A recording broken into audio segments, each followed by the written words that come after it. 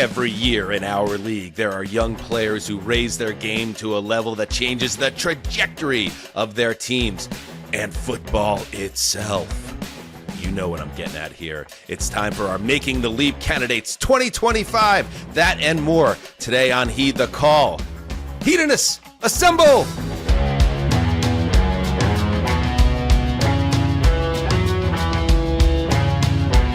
Hey-o, hi and hello, Heed the Call. That's what we do every show. Dan Hanzus with Marc Sessler coming to you on a Wednesday.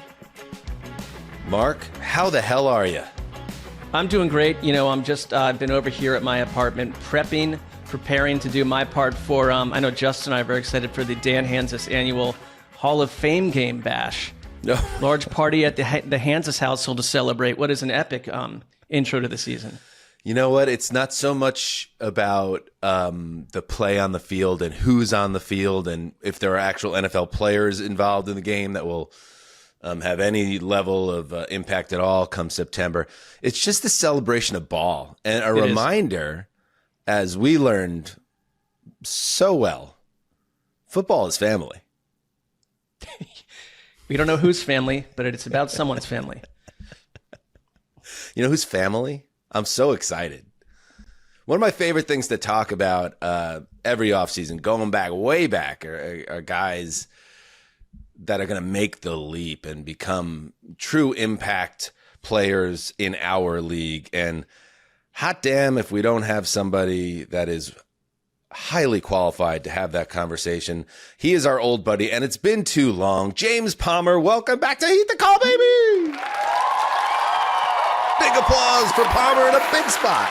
I do want to say this. You hinted, Danny, at the family thing, and then I pictured myself as kind of like an Uncle Jesse, but then you got away from the family thing, and then I didn't know if I wanted to bring up Uncle Jesse, but then I doubled down and said, I'd really love to be an Uncle Jesse to the show. Right. Yeah. I mean, I think many men in our age demographic, and perhaps even in Mark's age demographic, certainly would like to position ourselves as a Stamos type. Yeah. But let's be real, James. Maybe we're more Dave Couliers. Maybe it's more an Uncle Joey situation and less Uncle Jesse. Just want to be real about it. Cut it out. Good point. I always go back and think of the show real quick and go I love that an ad agency between Jesse and Joey was being run out of the house, and that the two morning anchors of San Francisco's most watched local morning show were living under the same roof. And if that was just a real situation, that'd be a whole lot of fun. Also, to just kind of see what's happening. let's be real. It was three men living in the heart of San Francisco, and not a gay man to be found. It was a little outside the box of what one would expect. Yeah, they zigged when everybody was Full House, zagging. an outlier in terms of the households on some level. Yes, This is a concerning admission because it plays right into the jokes that surround me about my age. But I thought you were talking about Uncle Jesse from Dukes of Hazzard, the Mark. snow-bearded mechanic guy. Well, that's the first Uncle Jesse that I knew, but I've seen the other show too. Well, let's just cut that out of the show because we're trying to reach a demographic, and if people know that one of the hosts tracks 70s sitcoms and TV shows primarily, it's really aging us up into a less coveted. It's putting us into the demographic where it's hey guys, what kind of ad sponsors are you looking for? It's Ed McMahon and Joe Namath selling health insurance for people that wear Depends. Okay, let's cut. I'd say we should cut that. That was not my intention, but it's get this USA Ruby coin, and it's oh God, Grandpa's blowing the inheritance on the Ruby coins on the cable news channel. Hitting from his corded phone. Honey, the commercial's on. What's that, Justin? Luckily, I bring down the age of this show, the average age, with my, spry 30-somethingness. And I just wanted to jump in to say everyone wants to be Uncle Jesse. I myself, in high school, for most of my life, was told I look a lot like Bob Saget, so I was never the Uncle Jesse. I thought you were going to be Steve. That's a humble admission. No facial hair. I see a little Saget there. Right. Yeah. Pre-facial hair, Justin. Rest in peace, Bob Saget. He was a good man, as I understand. Very much so. All right. let's get to it. Enough of this. Here I was, Mark. I was thinking that Full House is too dated a pop culture submission, and yet the way entertainment works now, the IP is always updated. So I think they've already now done a Full House reboot that's already gone through like a 5-season run. So any 20-somethings Zoomers watching and listening right now know exactly what we're talking about. The Dukes of Hazzard reference, it's gone. They made the motion picture made out of it, but I understand. Like I'm fighting uphill with all of this. I get that. With Jonathan Knoxville, yeah. All right, here we go. I think that movie came out 20 years ago. Yeah. All right, let's lock in. Says the guy with a 90s music podcast. So, I mean, none of us are teens here. That's fair. It's fair. It's a fair retort from the man in the video store. All right, let's get into boys. All right. Look at Palmer's with us. Sessy, Palmer's with us. This is great. Let's get into it. We've been waiting for this. Yep. Where has Palmer been? All right, Palmer, a Denver resident. You've been at Broncos camp. Is there anything we need to know? Because, I mentioned we're going to do some Making the Leap candidates. So why don't I just start here? Bo Nix, I don't know if he's coming up in a greater conversation here, Justin. You tell me. No? So tell me about what you think about Bo Nix. Seeing him in person, is the swag really as strong and definable as it seems from the outside? Yeah. I mean, I had a chance. I went to the first day of pads. I've been there the last couple of days. I had a chance. I'll start with this. I'm standing on the sideline. I get there early because I'm like, hey, sometimes coaches come out and you can chat. Sean Payton makes a beeline for me. Humble and comes right up and just goes, James, I love this team. I just really, really think this is a good team. And you could kind of see it. Like, obviously Sean is a salesman sometimes, right? But you could see it in those beautiful blue eyes he has that he meant it. And this is a really good roster. It really is. And obviously a lot of it, like you mentioned, hinges on Bo Nix's jump to year 2. Here's a good way to put it. Pat Surtain was doing an interview, and he was being asked about the quarterbacks that are just trouble, for him to prepare for. And he was like, Mahomes, Lamar is trouble, Josh Allen, Burrow. And then he just goes, who's going to be a problem? Bo Nix is going to be a problem for people. He's going to be a problem. And it's for a variety of reasons. Obviously, everybody's talking about the time he spent with Drew Brees this offseason for a little bit, and that's mainly more about schedule and how he goes about his business. But the guy's 48 years old. He spent 11 years in college. But in all those years in college, which was actually 5, he never had the same play caller 2 years in a row. He hasn't had the same play caller 2 years in a row since his sophomore, junior year of high school. So him being in the system again, when they threw everything at him the first year, I mean, it was different personnel groups all the time. Everybody's going what are you doing to the kid, right? It'd be they'd be in 12. Next play, they're in 13. Next play, they're in 11. And this is a lot on this kid's plate. And because they did that and the way he played, they're ahead of the game in year 2 in their eyes. And he didn't really have any weapons around him. I wanted to say this, guys, and let's do a little guessing game. Who do you think threw for more yards last year, Bo Nix or Jaden Daniels? Oh, wow. Well, the way you presented this, I would, right. Mark, I'm going to guess it was Bo Nix. Based on the segment, Bo Nix was 12th in passing, and Jaden Daniels was 16th. Who threw for more touchdowns?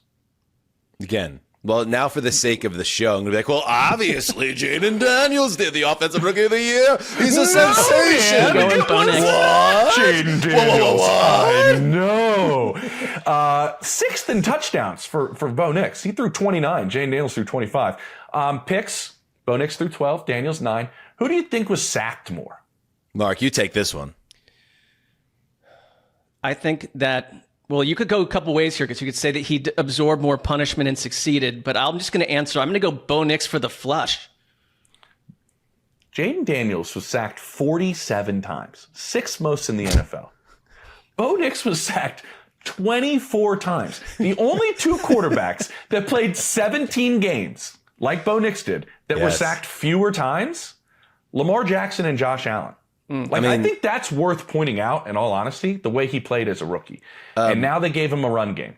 That is, I'm so glad you spotlighted that, because that speaks to a calmness and an ability to get through your reads and make decisions. Yep. That takes years for a player. Yep. I mean, look at Josh Allen himself. Josh Allen was a mess as a rookie with the Bills. There was bust talk all around that guy until he started to figure out. So, yeah, I think Nix is a guy.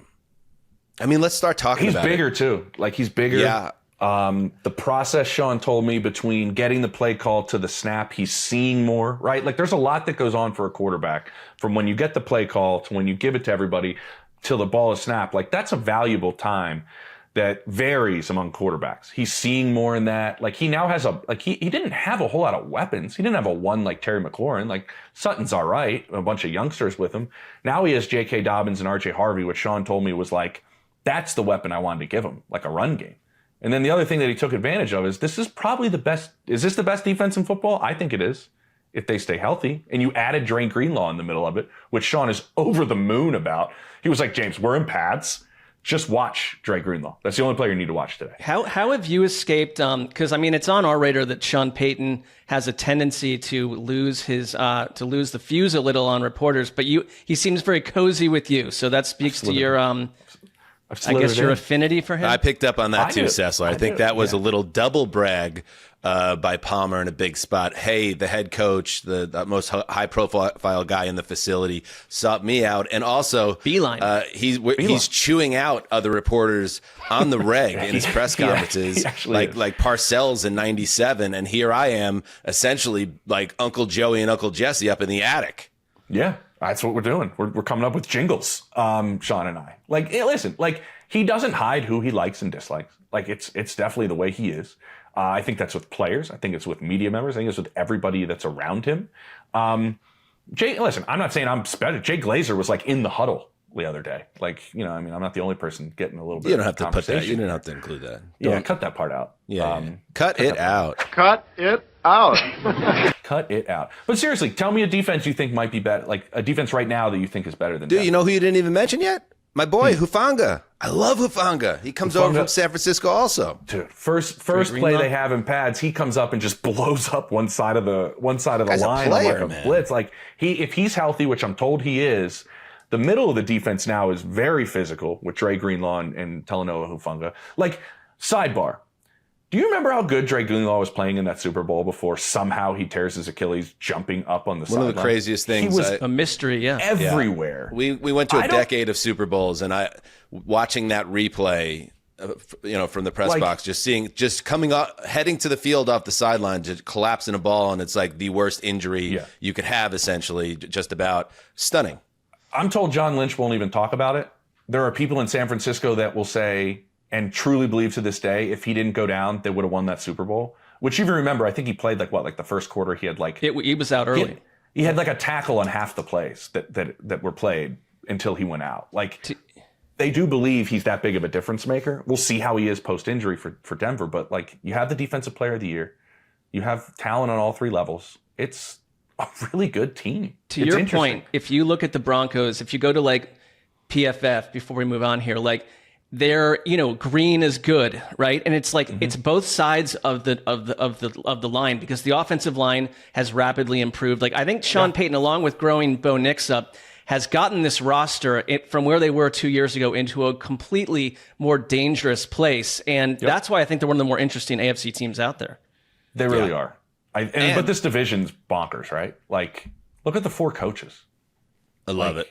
I love the AFC West. I fun. absolutely love it. I mean, listen, let's real quick sidebar here. And James, you've been on our show a ton. You were on the old show a bunch, but I don't know if you know that we had an old tradition over at the NFL where it was the team of ATN, and it would be a team that we felt organically aligned on and believed in and were excited by. And I got to be honest with you, like, I harbor some resentment toward the Broncos for what happened in '98 in the AFC title game. 10-0 third quarter.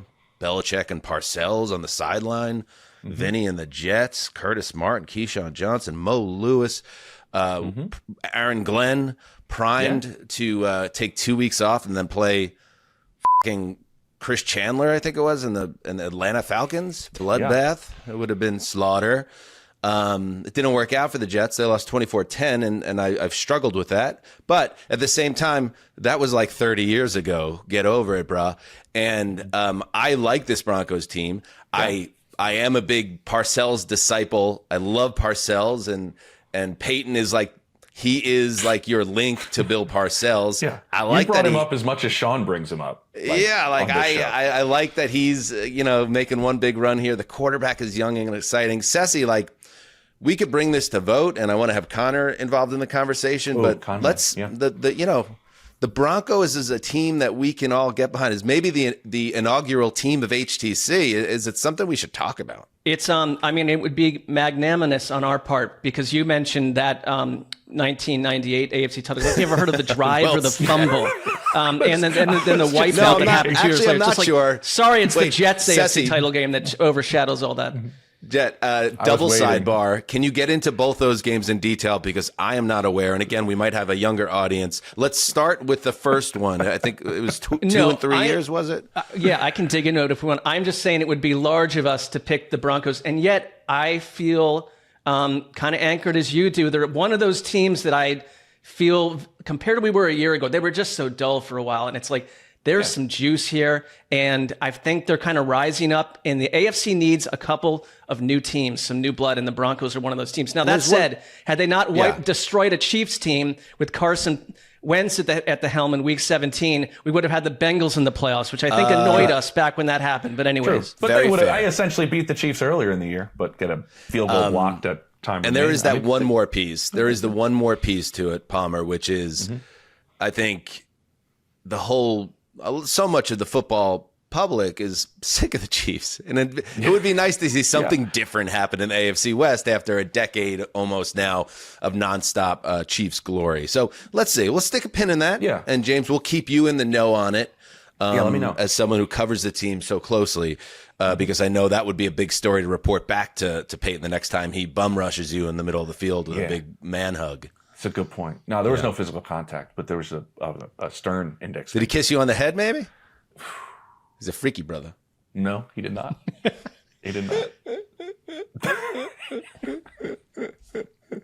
What's that exact quote? I have it written down here somewhere.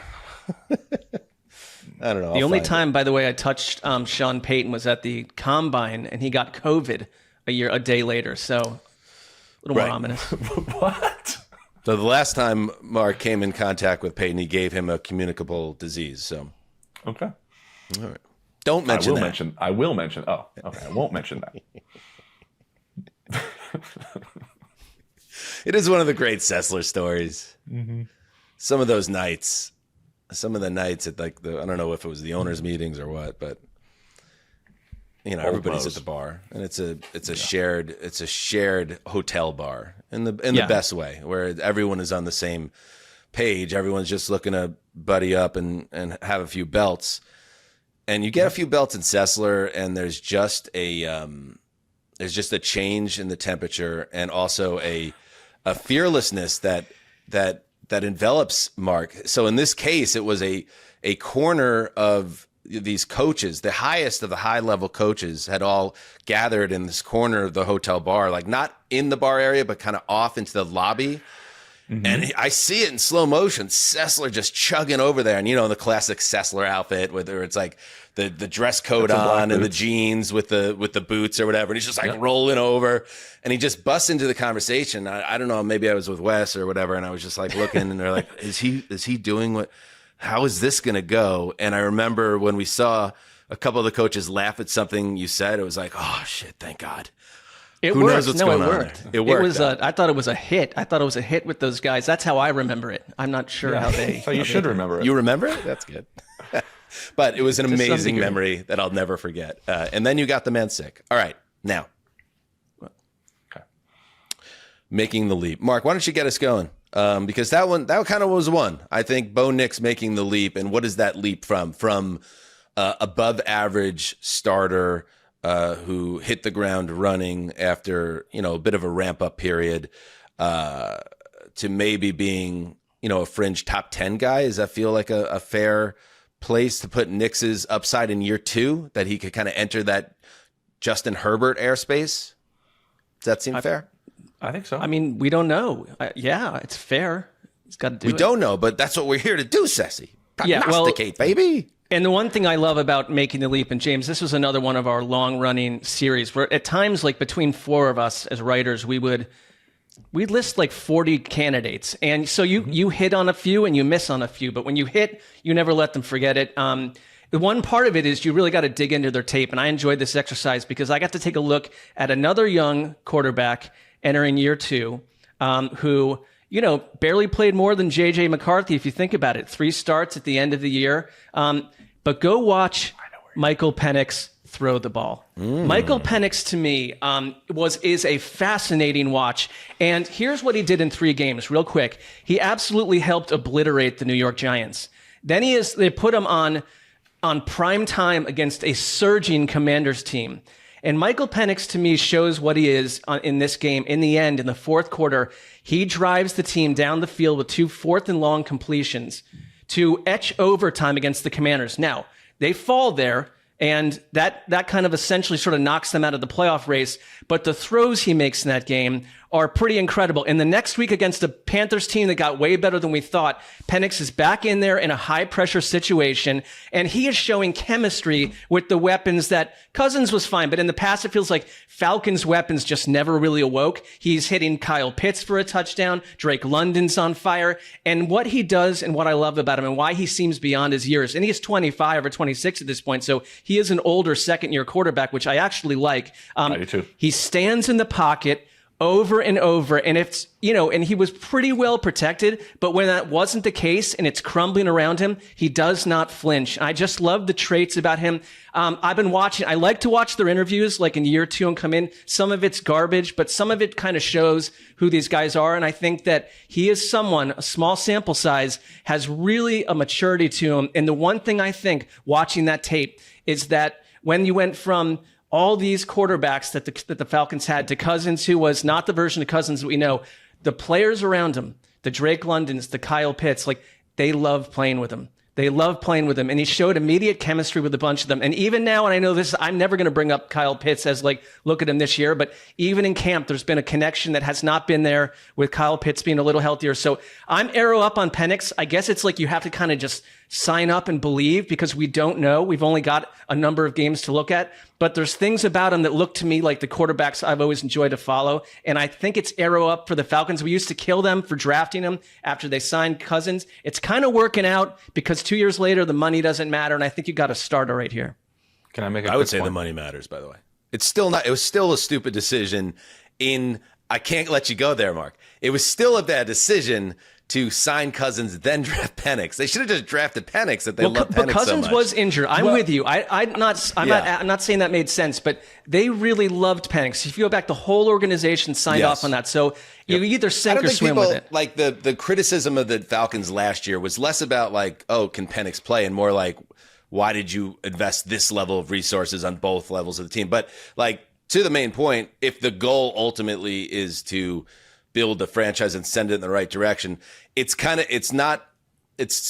different, but not totally dissimilar to like Graver's Dallas Mavericks, who made the worst trade in NBA history and then fell into the number 1 pick. And they end up getting this generational talent potentially in Cooper Flagg.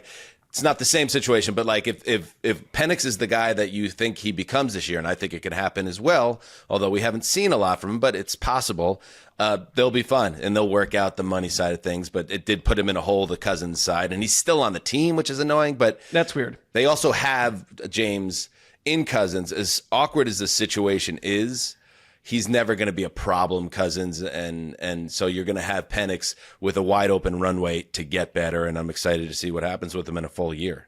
Yeah, it can't be more awkward than Cousins has been on the quarterback show. But like, I will say this, like that private plane that had all the decision makers and all the guys on the offensive side of the ball didn't touch down and make that trip to Washington well after the Cousins deal. They didn't plan on falling in love with a quarterback. Like, they didn't plan on that happening, but they just fell so head over heels, I'm told, with Penix that they were like, we have to take him. And then they asked everybody on the defensive side of the ball, who would you take in the top 10? And they were like, this is what I was told. I don't think anybody in this draft on the defensive side of the ball that'll be available to us is worth taking in the top 10. So they kind of just looked at all this and went like, Hell, let's just do it. We love the guy. And so I love what Mark's saying, because I will tell you this. A big part of the break, I was told, between the spring and training camp was, with Michael Penix as our quarterback, we are reimagining our entire offensive philosophy, because there's not a piece of grass he cannot touch. There's not a throw that he can't make. They were limited in some of those things with Kirk Cousins and the age and the arm that they are not limited to with Michael Penix. And also, Kirk Cousins fell in love with Darnell Mooney, fell out of love with Kyle Pitts very early last year in training camp. It is the opposite. I wouldn't say the opposite. It's no discredit to Mooney, but the feelings towards Michael Penix, I'm feeling towards Kyle Pitts, are very different with Michael Penix than they were with Kirk Cousins. So I like this arrow up. They are in love with what he can do offensively, and they've reimagined the offense because of the skill set he brings. All right, I'll go next. I'm going to go another quarterback. But before we do that, let's take a quick break, and then we'll continue with our Making the Leap Candidates 2025. If you're a hedonist who just can't get enough, head over to patreon.com/heedthecall, where we have all fresh original content in the Heed orbit. Things like Rolling Thunder with Sessler and Jason Zumwalt. They have a new episode up about Kerouac, their hero. Also, it came from the subreddit, my show, where I dig in on the fan culture of this program and the questions that you have. And I feel like there's a lot of questions that I need to be answering, and I will. And that will be out early next week. There's also fun stuff like me and Bob doing the Throwback Podcast, the favorite music and culture that shaped our lives and adolescence. Mark's newsletter, Silver Hoses, and of course the Friday Fun Show every week. So what are you waiting for? If you're a hedonist who cannot get enough, get on the Patreon and join the revolution. Heed the call, baby. Heed. All right, we're back. Let's get into it. Yes, Caleb Williams. I'm going to go there. Woo.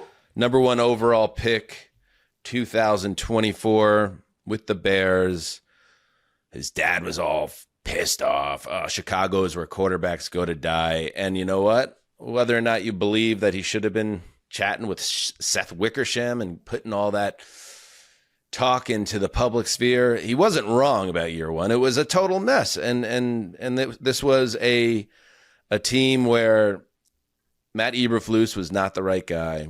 Shane Waldron, the OC, was not the right guy. They replace Waldron with Thomas Brown, not the right guy. They fire everybody and bring in Ben Johnson. And I think the interesting thing, before we get into anything, like everything that the Bears are doing is not new to what they were trying to do last year in some ways, in terms of the type of attack they're going to do, which is going to be reliant on trying to get the ball out quickly, utilizing your playmakers, using the whole field, getting the quarterback to not take too many sacks. The issue was that they didn't have, I think, the right personnel helping the kid, who even, I guess, told his dad at some point that he wasn't even being told what to watch on film. So here's Ben Johnson, a guy that's been coming over from Detroit, the highest pedigree possible that you can have in this type of situation. Everyone believes the architect of the Lions' resurgence on offense,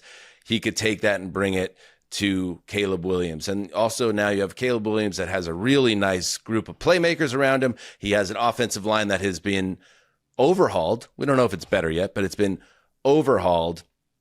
And now we find out if this is going to work. So it's going to be a lot on his plate, but I just want to say, like, based on what we watched last year, I'll get into it this way, James. What we watched last year with Caleb Williams, despite all the dysfunction, and I don't know, I throw out the very end of the season where it was some of the hardest football to watch, where it was just check down, swing pass, line of scrimmage throw, and it was just like everything was getting blown up. It was 3rd and 10, 3rd and 18, 4th and 9, just like no chance ever. But there were multiple moments in this rookie season that was otherwise a mess, where it was like, oh, there he is. That's Caleb Williams. That's the guy that they think will finally bring an end to this Bears quarterback curse. His ability, his arm talent, his escapability, his ability to just get into a groove. He had multiple games where he threw over 300 yards and for 2+ touchdowns. This isn't a guy who had a complete wipeout rookie season. There was a lot of good to take away from it. So I think it's building off the good aspects of that. And with Ben Johnson, who is obviously the genius of the month right now, is he able to get this kid in a comfortable place where he's not making bad decisions and getting into bad habits? Because that was part of it too. Some of his habits and that he got into were bad. And Ken Johnson clean up his game and allow this kid to make the most of his weapons, which are plentiful. Yeah.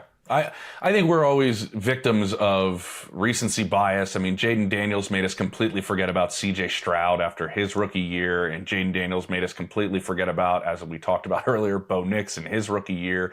And I think it also has overshadowed, like, there's flashes of why Caleb Williams went 1. Like, I remember talking to a number of scouts that were like rolling to his left and throwing across his body. Like, I'm not sure anybody I've ever scouted can do it arm talent wise the way Caleb Williams can. But what are we doing now? Ben Johnson is here. What's one of the biggest things we hear during training camp? We've changed the quarterback's footwork. And that's one of the many things that Ben Johnson is out there trying to do to change things for Caleb Williams and these bad habits that you mentioned. But I talked to Greg Olson a couple months ago about the addition of Loveland to this offense and how huge that is for Caleb Williams and the way Ben Johnson's going to use him and the safety valve and security blanket that a pass-catching tight end is going to bring you, and that the departure of Keenan Allen allows Rome Odunze to play actually where they want to play him, but they couldn't last year because Keenan could only play in one spot due to his age and some of the deficiencies. Progress that came stopper, with that. to use a Parcellism. It's throw him in there. Just keep feeding him. And so I do think everything's in place. And the last part about it is the interior of the line. The tackle's still a question. You mentioned overhaul. Joe Thuney's arrival in Kansas City changed everything up front. Not just from the way he played, but the way his mentality and his intelligence spread through the line. I'm curious. Obviously, he's not the player he was when he arrived in Kansas City several years ago. He's much older now, arriving in Chicago. But it could have a similar impact up front. And then we find out if Caleb Williams is going to get rid of some of those bad habits, because I think he's going to be in opportunities where he doesn't have to rely on some of those bad habits and play differently. Yeah, I was once part of a hideous corporation way back in my 30s, and it went bankrupt. And with each passing week, I lost another layer of supervisor, like my direct supervisor, and then the one above him, and then the one above her. And by the end of it, I was just floating around the office with no job. And I think if you're Caleb Williams, like last year was like you're losing all your leadership. And then you found out the leadership wasn't even really teaching him. It's like, I completely look at him as someone where like whatever was negative a year ago, start fresh with a head coach who is also glued to you like a Sean McVay versus a defensive head coach where you're going to use your offensive coordinator as the scapegoat, and he also wasn't doing a good job to begin with. So it's like Caleb Williams with a better offensive line and actual care and leadership. Like, yes, Dan, I think that's a good person to bring up because we don't know the same way we don't know with Penix, but we have seen elements and flashes from Williams that tell you he can be very special. And he, as I said, he had two games where he had over 300 yards and multiple touchdown passes. He had a bunch of games where he ran the ball for at least 30 yards on the ground. Like, he has all that in him. He also had some of that, like, I hate to even bring it up because I don't think that's who he is. This isn't a comp, but some of that, Zach Wilson behind the line of scrimmage in him at times last year where he's looking for a receiver, it's not there, and then he kind of just starts dancing and spinning and pirouetting and ducking and diving. It's like, and the play then is just totally blown up. He started all 17 games last year, got sacked 68 times. So I think like the Ben Johnson assignment here and what we'll see, and I'm really excited for like their first 4 games or whatever. It's a tough division. I don't know about the Bears this year and whether they're going to make that leap and bring football back to Chicago and all that. But I think there is a lot of room for growth on this offense, and I'm looking forward to that first like 4 to 6 games to see if he has gotten Caleb Williams to calm down a little bit in the pocket and trust his eyes more, be able to go through progressions and not bail out as much as he did. So as bad as his setup was, leading to his dad's like Wickersham partnership, I think he's in a very good setup now. And if he doesn't make the leap in year 2, I think it's fair for the Bears to ask questions about whether he is the guy entering into year 3. But for now, I'm bullish that Caleb Williams showed me enough in year 1 that there is a leap here. So let's see if it happens. Yeah. All right. Mark, what years did you work at Radio Shack? Is that what you're talking about? You know what? I love the fact that like I'm roughly like 6 years older than you guys, and you act like I was part of the French-Indian War. Like this is, Roughly is doing a lot of heavy lifting there, but Mark used to work at TWA. Pan Am. Can I go with somebody? yes, throw somebody out there. So I'm you're gonna gonna do avoid you have the a quarterback too, or what do you have? No, What do you, I do not have a quarterback. I do not have a quarterback. And this is due to some coaches on the staff I've talked to from what we saw in a small sample size last year due to injury, very small. The Kansas City Chiefs believe Rashee Rice is a top 10, possibly top 7 receiver in this league. Hey, yo. They think the world of him. And talking to people that have been at camp so far, he has looked outstanding. Yes, there could be some sort of suspension coming due to some off the field tomfoolery. Yeah, it's coming. Yeah. But I wanted to point out, and I looked this up the way the season started last year, because they wanted to accomplish this year what they wanted to do last year, but never could because Hollywood Brown went down, right? Was that in training or preseason, I want to say, and never played.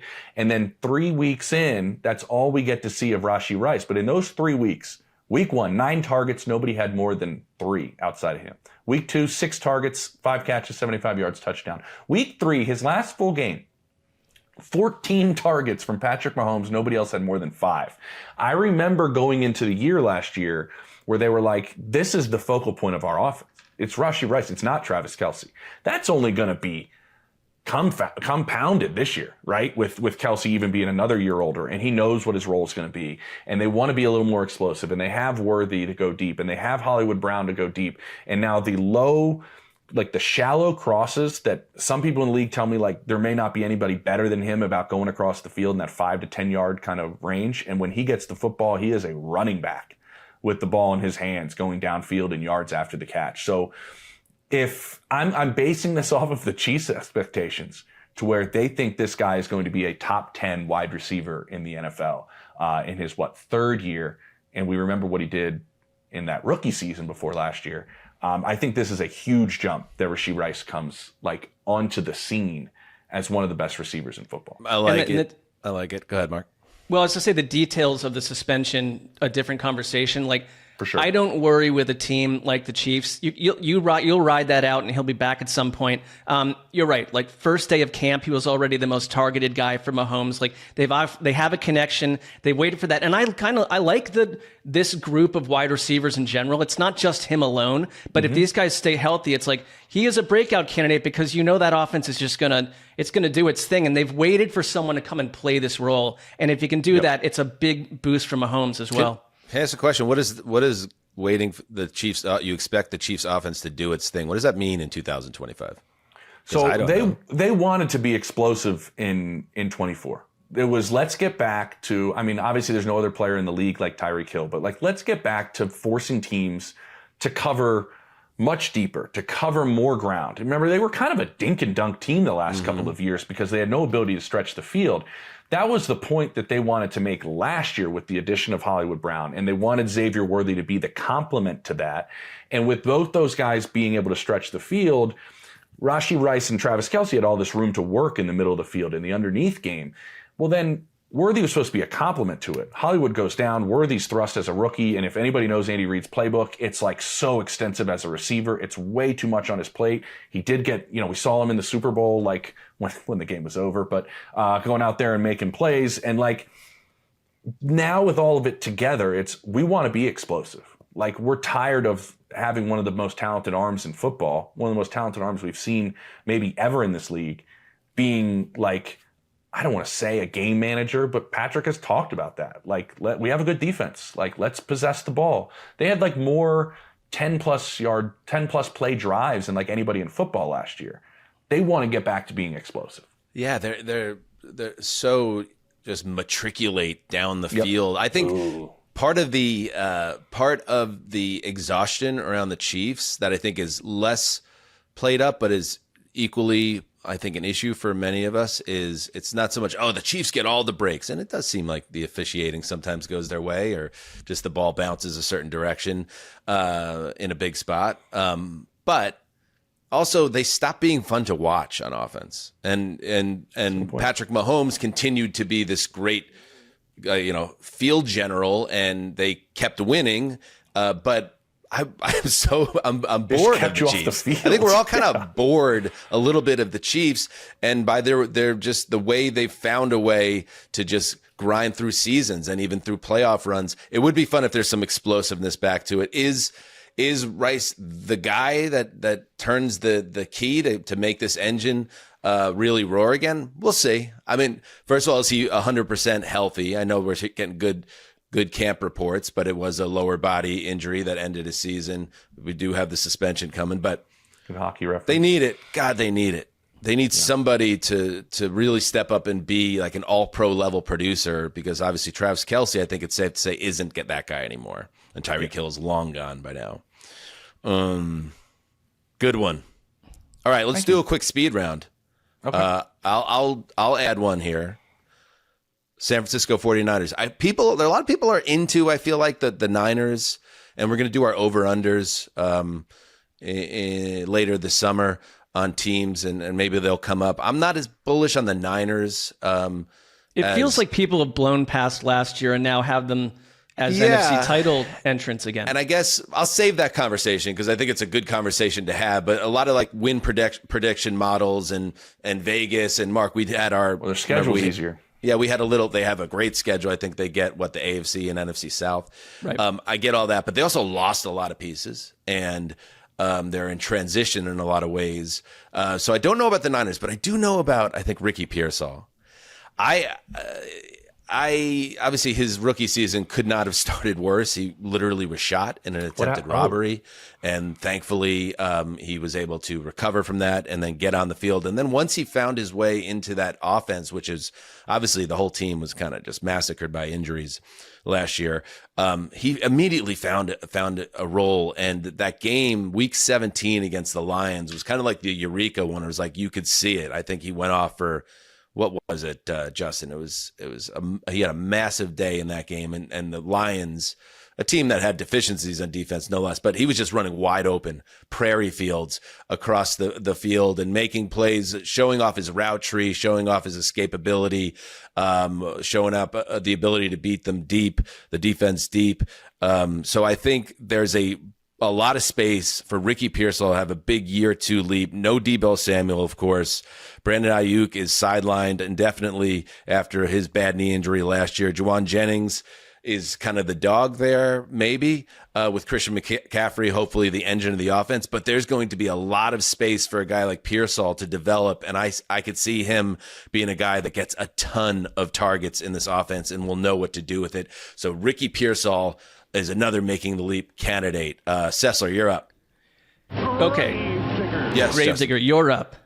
Sorry, just to finish the Pearsall thing. He finished the season, his last 2 games, 14 catches on 18 targets for 210 yards in those 2 games, including 141 in that game against the Lions. 8 for 141 for Pearsall in that game. I think Purdy's going to be looking to pass the ball, and he's going to be the dude. All right, so who do you got, Ceci? Yep, they need him to be. There is a player out there who was much ballyhooed as a rookie, 10 games with fewer than 50 yards receiving. Oh, I know who this is. Right, of course you do.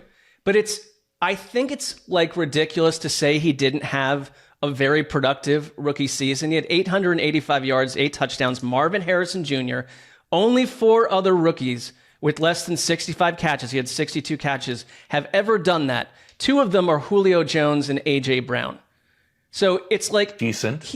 This was not a disappointing season, but it's because he came in like golden Hall of Fame jacket swaddling clothes that we assumed he was going to, like in week 2, he's 130 yards, like he's going to explode. And it was just hot and cold. I think if you take a closer look and people that have really studied like what happened to his season, I don't think he was used well. And I think that there's going to be a chance that he'll be used better this year because they sent him, I think because of his size, his speed, just who he is. They shot him down the field on like an inordinate amount of go routes, which were not that successful. Like he did things really well, but they really didn't use him in a really rich variety of ways. And I think this year in Drew Petzing, is the OC, who's gotten a little bit of head coach buzz early on at moments, not right now, but like he's a promising OC. It's like his job is to create a better situation for this very talented player who put on 11 pounds of muscle in camp.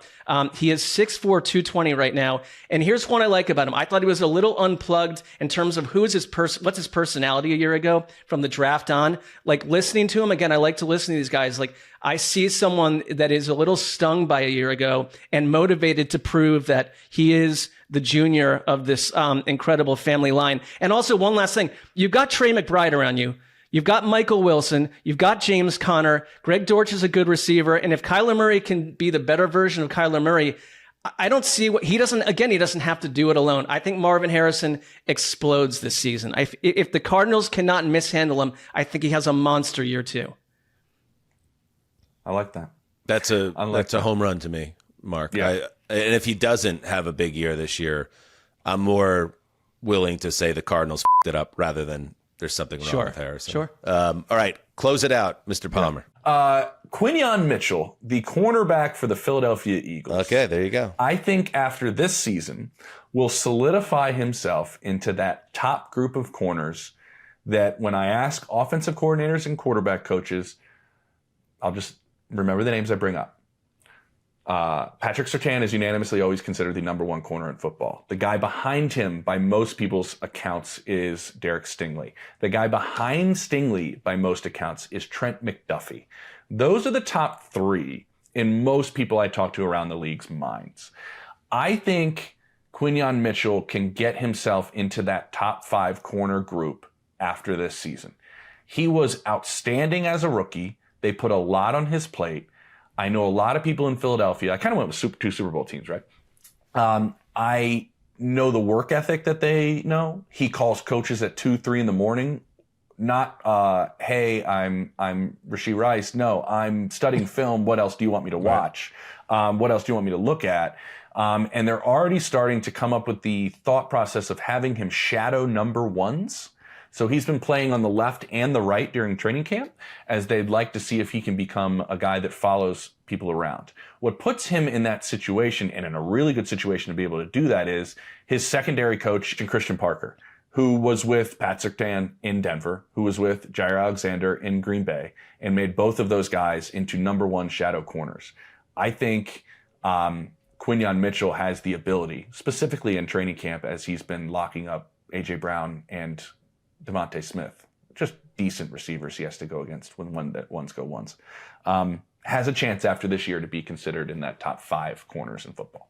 Love that one. I mean, incredible what Howie pulled off there. He gets Quinyon Mitchell and Cooper DeJean in the same draft. DeJean finished 4th in Rookie of the Year, by the way. Yeah, that would have been my guess for second, actually. But so, he got both of them. This is a good stat from Aaron Schatz and FTN. And by the way, Aaron Schatz is going to be joining us next week, which will be great. But he, among 113 corners with at least 200 coverage snaps, this was as a rookie. Mm-hmm. Mitchell was 16th in targets per coverage snap. And I'm going to quote this. He did not let plays get worse when passes were completed, with the lowest yards after the catch per reception allowed at the position, 1.4. So while DeJean obviously deserved all the plaudits he received, including the big pick 6 that kind of put away the Super Bowl, those are the type of numbers. It's a great way to end the segment, James. I mean, making the leap from a guy that stepped in, was immediately an impact player, and now maybe can turn into an all-pro at the position. Yeah. And that's what really making the leap is all about. I think we went 6 for 6 here. Yeah. Well, we'll cycle back next summer, and if we did, we will play it up, and if we fail, we'll never mention the segment again. Like the Ryan Sandberg game. James, rest in peace, Ryan Sandberg. I rewatched all his at-bats from that game the other day. Oh, yeah. The former He was my favorite player growing up, great. guys. He was my favorite player. Yeah. He was your Donnie Baseball. He was my Donnie Baseball, and I somehow got my hands on, as we wrap this up, a Ryan Sandberg wrestling buddy. Do you remember the wrestling buddies? I didn't know they had an MLB edition. I didn't know either, and somehow one was under the Christmas tree one year.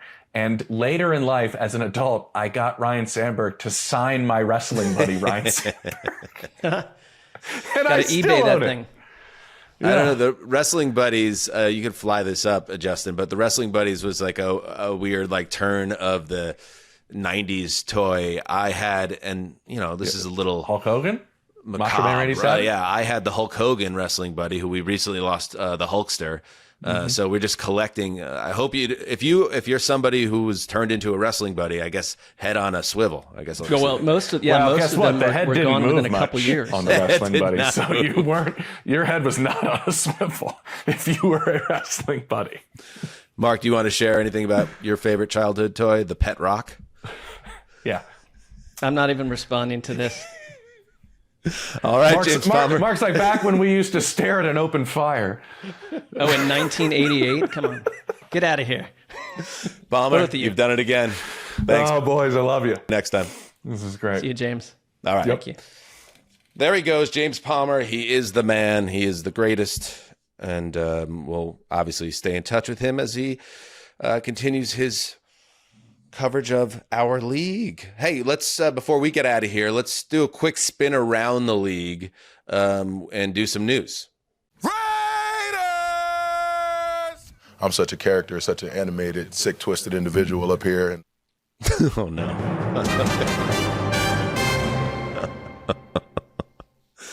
That's Christian Wilkins at his Las Vegas Raiders introductory press conference last year, Mark. So maybe in retrospect, not that any of us could have known, but some breadcrumbs that the guy that says I'm a sick, twisted individual might do some things that people in his locker room, no judgment, might find sick or twisted from an individual. Yeah, it's I think there were breadcrumbs. It's one of the reasons that I don't do opening press conferences when I take jobs or any sort of You're position. famous for that. Yeah. Come on, Mark, we need to feed something to the media. No, I'll let my performance do the talking. That's what I do. Classic Sessy. All right. Speaking of performance and money and all those things, Trey Hendrickson, he wants to get paid for his great performance. The Bengals, they haven't done it. So Hendrickson was holding out at the beginning of camp. But it looks like we might be getting closer to a resolution here. The All-Pro defensive end is set to end his holdout and report to training camp today, Wednesday. Has that happened, Justin? Is it official? Yes, he reported, showed up in street clothes, is apparently being helpful on the sidelines with guys like Shamar Stewart, giving them tips, but not participating in practice without this new contract. He's being helpful. That's good. Like he's not like giving guys wet willies and throwing paper airplanes and or doing kissing whoopee anyone on the cushion forehead. pranks. Yeah. None of that kind of stuff. Was it a forehead kiss? For some reason, I was imagining the alleged kiss. It was more like a top of the head kiss. Oh, maybe top of that. Maybe I'm confusing forehead with top of the head. Yeah, I think it's. I think the latter region you mentioned is closer. Anyway, as I said, Hendrickson was placed on the team's did not report list on July 23rd. But that is all in the past, and there's fines that come along with that, but they tend to try to work this stuff out and get everybody in a good place. So let's see. He was set to earn $16 million this year, and we don't need to dig into it because there's probably going to be an update in the coming days, but he's turning 31 this season. He's the reigning NFL sack leader, and that's good news for the Bengals, Mark, getting him back in camp. It is. I kind of view the Bengals as having stuck to their guns and won here, and Hendrickson was kind of forced into a tough position because I don't think they're going to turn around and give him what he ever wanted. It's like you either get what we want to give you or don't show up. I think they would have lived through that, or they would have possibly attempted to, based on who the Bengals are. Because if you look at like a Max Crosby who's getting $35 million a year, or Nick Bosa's 34, like my expectation, but we don't know. I think that their idea is that Hendrickson falls in below that. He's not going to come break the bank, and I can't imagine he's too happy with any of this. But you can't stay down in Florida for another year. Well, you could, but you shouldn't. You could. But we've already rated Florida correctly, so. Yes. In other Bengals news, they released running back Zach Moss. He had signed a 2-year deal with the Bengals last season, but after breaking camp as the starter, didn't play at a high level, then went down with, I believe, a neck injury, ended the season on IR, and now Cincinnati is moving on. In other news, this was scary and terrible. An incident that happened at 345 Park Avenue, which we bring up 345 Park Avenue a lot on the show. It is the Been headquarters there a number of times. of the NFL. It is the offices of Roger Goodell. It is a place that that is in the most corporate area of this country, where many of the most powerful businesses in America reside as their home address, including the NFL. And a gunman who targeted the NFL and the headquarters itself busted in there on I think it was Tuesday or Monday, and shot multiple people. 4 were killed, and the investigators believe that Shane Tamura, a 27-year-old from Las Vegas, he was trying to get to the NFL offices because he believed that that football, and he played high school ball and was a standout player here in California. He believed that football had given him CTE, and he wanted, I guess, some measure of revenge against the NFL, even though he never played in the NFL. Obviously, these are the thoughts of a madman, and it's a horrible thing. He ends up killing himself, shooting himself in the chest, and part of his note that he left behind was "study my brain for CTE." So, the CTE story, which, to be frank, was something that we were not really permitted to talk about at a high level. At our old job, this is something that is a huge story around the NFL and brain injuries and how they affect players. This was not a player. This was just a guy that was part of being hooked into a news story that surrounds the NFL, and it turns into a tragedy, and it's really scary. And we send out, obviously, heartfelt condolences to anyone that was affected by it. Yeah, I mean, crazy. The 4 victims who are just going about their work there, and whenever, and first of all, there is no proof he had CTE, saying that, and he's got reportedly had a lot of other issues over the years. But the image that stood out for me was that he's sort of casually walking down the street with an AR-15 style rifle. And I think if you live in another country, because this is happening so often, that if you live in another country, you're like, what's going on over there? This is terrible. And it's like if you go and read about the 4 people that were killed, I mean, each of them have their own stories. And it's just like, this was senseless. This made there's nothing about this that isn't just completely like, what are we doing here? Why did this happen? How do we stop it? And it seems to keep happening. It's like a weekly thing. And the kind of another scary note to the story was that he actually went to the wrong floor. He was trying to get to the NFL. He ended up on a different floor. The elevator doors open up, and there's a poor woman that is not connected to even this guy's thought process that ends up being shot and killed. So this could have been even more tragic story from the NFL side of things if he went up the right elevator bank. And again, we've been in that office, and it's a beautiful office, and it's to see that how vulnerable we can all be, because crazy people can get access to guns like that is a scary thought. And as Mark said, it's something that continues to happen here. So that sucks. In other news, we mentioned the Broncos wide receiver Courtland Sutton. They reached agreement on a 4-year, $92 million contract extension. So good for Courtland Sutton, and good, of course, for Bo Nix, who has his number 1 dude locked in. I think Sutton's a little bit underrated, Mark, in terms of being seen as one of the top dudes, the top playmakers at wide receiver. So now in year 2, with a making the leap candidate in Bo Nix, maybe Sutton is another guy you could kind of see that way, that can go from like a fringe top 10, top 15 receiver to entering that hollowed ground top 5 territory. I do think he has that type of potential. I do too. He's another one of these wideouts, not like a Terry McLaurin, that for years, quarterback changes, quarterback chaos, underwhelming quarterbacks trying to produce. There were whispers that they might move him 2 off seasons ago. So it's like now, you kind of won over the leadership, and you've got a really promising quarterback there, and maybe we get the best version of his career at this point. That's why they signed him. And finally, in the news, as we do a quick spin around, and by the way, tomorrow, Connor Orr will be back, and we will be doing our preseason power rankings. Oh, yeah, baby. Let the metrics roll. Gravy.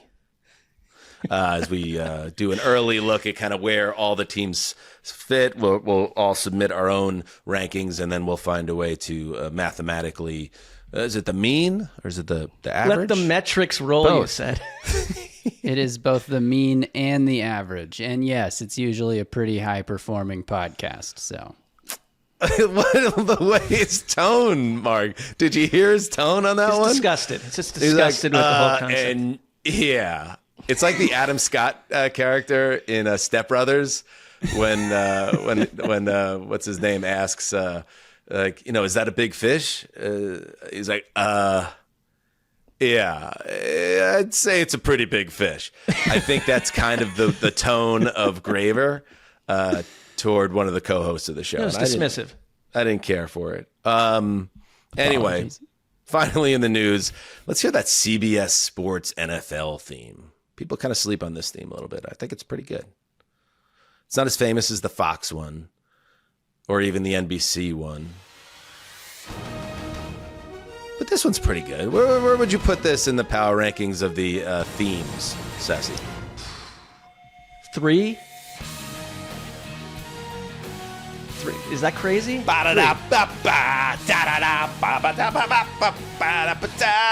Yeah. I got 3. I got him 3 as well. I got honestly, like the NFL Network one is my favorite with the bells, which is kind of crazy. The bells are nice. Yeah. We sleep on the bells. You know what? Let's put this. Save Let's this? piece this together. Let's save this. Yeah. Yeah. Stick a This is a pin in debate. it. Yeah. Stick a pin in it. But anyway, CBS. This was reported on Wednesday that they unveiled their game announcer. Not reported. They just tweeted about it. CBS Sports PR. CBS unveils game announcer lineup for 2025. And let's see. News came out that Tiki Barber is out, which is, I could say this because Tiki's a former NFL superstar, handsome guy. He's got other jobs. Got a twin. He's got a twin. I believe they're close. Untold millions in the bank. I don't think he was very good as a game analyst. And I do not weep that he is going to WFAN in a more enhanced role, I think covering the Giants, part of their coverage of that football team. But anyway, so Tiki's out. So who's in? And what other changes are coming in the group? The big one is the number 2 team, Mark. And I know this is bittersweet because Ian Eagle and Evan Washburn on the sideline are now going to be joined by J.J. Watt, who moves into the number 2 spot. He steps in for Charles Davis, who gets dropped to the number 4 team with Andrew Catalon, Jason McCourty. Your thoughts on that? Now, let me just add that Charles Davis, CD, our old colleague in NFL media, and one of the great dudes, just a really nice guy who's always supportive of our show. I like Charles Davis. He's going to become the lead dog at college, the CBS college coverage. So he's fine. Right. But I guess they want to kind of phase him out of the NFL coverage on some level here. Okay, so if that's what's happening, and if he's happy with the college spot, which he's like he stands out among many of the people that we're looking at in general, like when on these announcing teams, is he deeply knows these players in their college careers, and I think you would just talk to him in our office and like.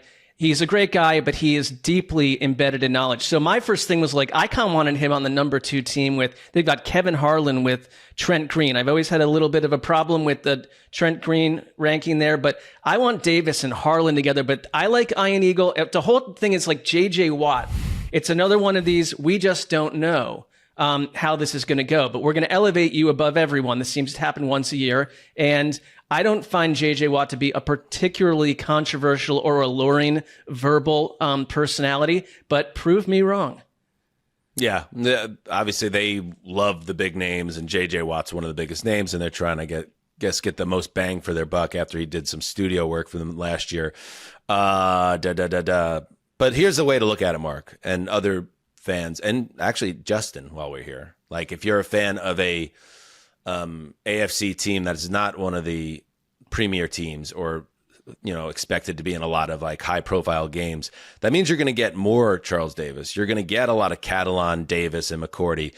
You also got to be ready, though, Sessy, especially as Browns fans. You got to be ready for a lot of Spiro Ditas and Adam Archuleta with our old friend Aditi. I mean, this is how it's been for. I mean, yeah, I they're doing the best they can, but the Browns seem to have the same 4 or 5 announcers tops all year long, and they don't play us. They play, I think, every single game at 1 p.m. Eastern this year. It's one of those type of slates. Yeah, similar. I think all of our 3 of our teams are in the similar boat there. And be ready, Justin. You're gonna have some Beth Mowins coming your way. So it's Titans actually play. It's gonna be Mowen, baby. Handful. Oh yeah. Love Beth Mowins. Titans actually played a handful of games in that 3 p.m. Central window this year, which is kind of nice because that's atypical. We got 0 primetime games, but not all. We're not a full noon slate this year, which is cool. Coup d'etat. Great. Yeah. Get ready. It's Mowins time. Hell yeah.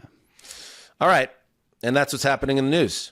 Again, power rankings on Thursday. And then, of course, anything else that's cooking in training camps across our league. And you know what? I think we've been teasing it long enough. We will discuss the Netflix program Quarterbacks. And maybe even I'll talk a little bit about Happy Gilmore, too. I'm going to. You know what? I was like, is there any way for me to talk about Happy Gilmore 2 on the podcast and it makes sense? Yeah, Travis Kelce is a waiter in it, and he's in it for 47 seconds. So now it's an NFL story. I'm going to talk my thoughts on Gilmore 2 and Quarterbacks, in addition to us doing power rankings. Mark, pinch yourself, baby. Well, I will go watch those 47 seconds to prepare. All right, very well indeed. Thank you again to James Palmer, and until next time, heed the call.